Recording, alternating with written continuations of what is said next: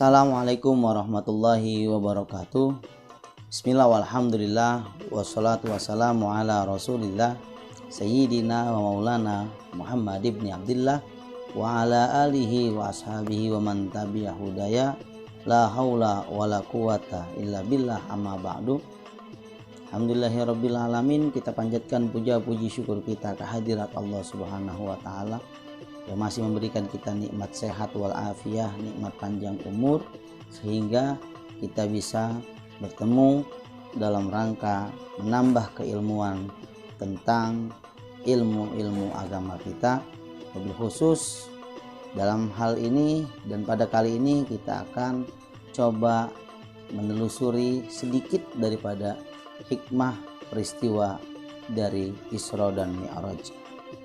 Salawat serta salam juga tak lupa kita haturkan kepada junjungan kita baginda Rasulullah Shallallahu Alaihi Wasallam, yang mudah-mudahan kita semuanya dapat dianggap sebagai umatnya Rasulullah Shallallahu Alaihi Wasallam, dan kelak nanti kita semuanya mendapatkan syafaatul uzma dari beliau Rasulullah Shallallahu Alaihi Wasallam di yaumil akhirah.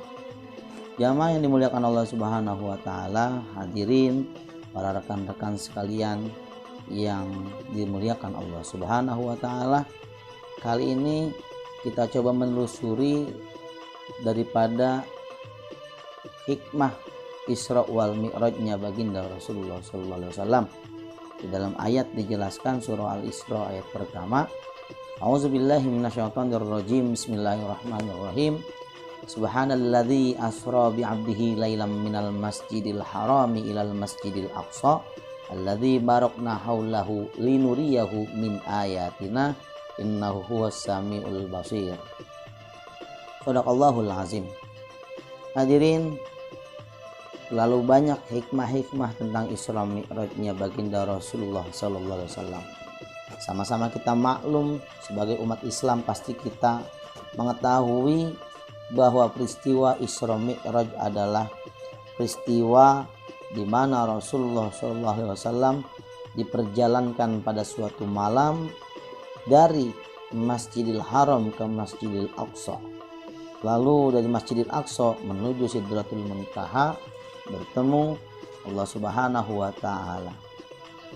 Awal mulanya peristiwa Isra Mi'raj diawali dengan Amul Huzni atau tahun kesedihan, di mana Rasulullah ditinggal atau diwafatkannya orang-orang yang dikasihi Rasulullah SAW. Pertama ditinggal oleh Sayyidatuna Khadijah, istri Rasulullah SAW, yang membantu Rasulullah di dalam berdakwah baik moral maupun material. Ditinggal pula oleh paman beliau yang sangat menyayangi beliau, yaitu Abu Thalib. Dan tahun tersebut dari wafatnya dua orang yang dikasihi oleh Rasulullah disebut dengan Amul Husni atau tahun kesedihan, karena Allah melihat hamba yang mulia ini berlarut-larut dalam kesedihannya, lalu diajaklah jalan-jalan kalau di dalam bahasa kita, yaitu dijalankan suatu malam dari Masjidil Haram menuju Masjidil Aqsa, dan dari Masjidil Aqsa menuju Sidratul Muntaha. Banyak di kalangan kita mungkin Isra Mi'raj ini adalah hal yang sangat menyentuh dan bahkan mengorek-ngorek keimanan kita, karena bagaimana kita tidak mengorek-ngorek keimanan, bagaimana tidak menggoyahkan iman kita. Ketika kita sudah menjadi mukmin dan muslim, tentunya kita harus beriman dengan peristiwa Isra wal Mi'raj tersebut, karena banyak di luar sana yang memahami Isra dan Mi'raj itu sebuah peristiwa yang tidak begitu rasional atau tidak begitu masuk akal. Padahal kalau kita telusuri, hal-hal tersebut memang sudah terjadi pada zaman Rasulullah SAW, di mana ketika Rasulullah menceritakan perjalanan beliau, banyak yang tidak mempercayainya. Tapi ada satu sahabat yang sangat dan yakin kalau Rasulullah tidak pernah bercerita bohong, yaitu Abu Bakar. sehingga beliau mendapatkan gelar As-Siddiq. Abu Bakar As-Siddiq artinya orang yang percaya terhadap apa yang telah diceritakan oleh Rasulullah mengenai perjalanan dari Isra dan Mi'rajnya Rasulullah SAW. Jamaah yang dimuliakan Allah Subhanahu wa taala, Isra dan Mi'raj secara rasional sebenarnya mudah dan sangat mudah dipahami. Meskipun bagi kita umat Islam harus meyakini dan mengimani kalau perjalanan tersebut benar-benar dan nyata dan ada dan terjadi pada diri Rasulullah SAW. Isra dan Mi'raj ketika kita rasionalkan dengan akal pemikiran kita tentunya sangatlah mudah.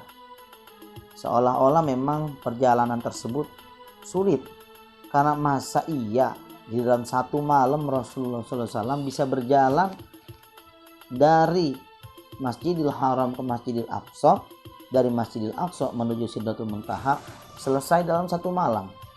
Itu sesuatu yang sangat tidak mungkin terjadi, dan ini akan menguras keimanan kita sebagai orang muslim, karena kita harus yakin, tapi di satu sisi kok tidak masuk akal.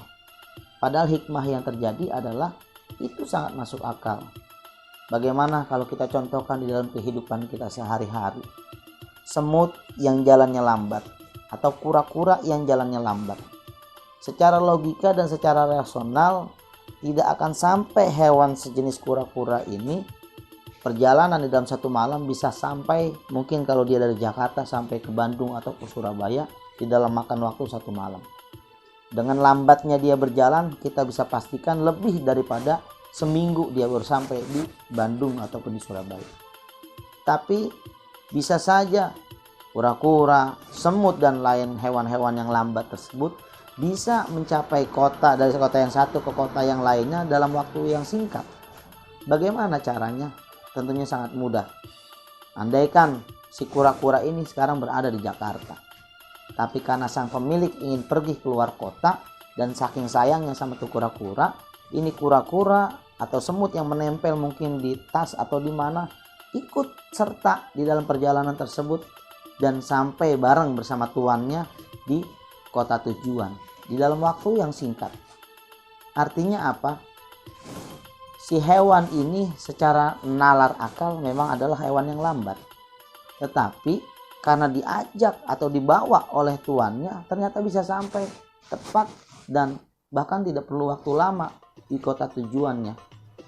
Artinya perjalanan Rasulullah SAW sebenarnya adalah hal yang sangat mudah kita nalar, dan ini tidak butuh pemahaman yang sangat mendalam untuk memahami hal tersebut. Maka hikmah daripada Isra Mi'raj ini adalah kita jadikan momentum Isra Mi'raj sebagai wadah atau sebagai hikmah bagi kita untuk lebih mengimani dan meyakini kalau Rasulullah SAW adalah orang pilihan, nabi pilihan yang bisa menjalankan perjalanan Isra wal Mi'raj di dalam waktu satu malam. Selanjutnya di dalam perihal bulan Rajab. Bulan Rajab, sebelum kita menuju bulan suci Ramadan, Rajab, Sya'ban, dan Ramadan. Oleh karena itu Rasulullah SAW pun sangat memperhatikan daripada bulan Rajab. Ketika bulan Rajab tiba, apalagi sampai ada di akhir Rajab, biasa Rasulullah memperhatikan hal tersebut. Sampai ada sebuah riwayat yang diriwayatkan oleh Imam Anas bin Malik mengatakan Rasulullah SAW berdoa, Allahumma barik lana fi Rajab wa Sya'bana wa ballighna Ramadan.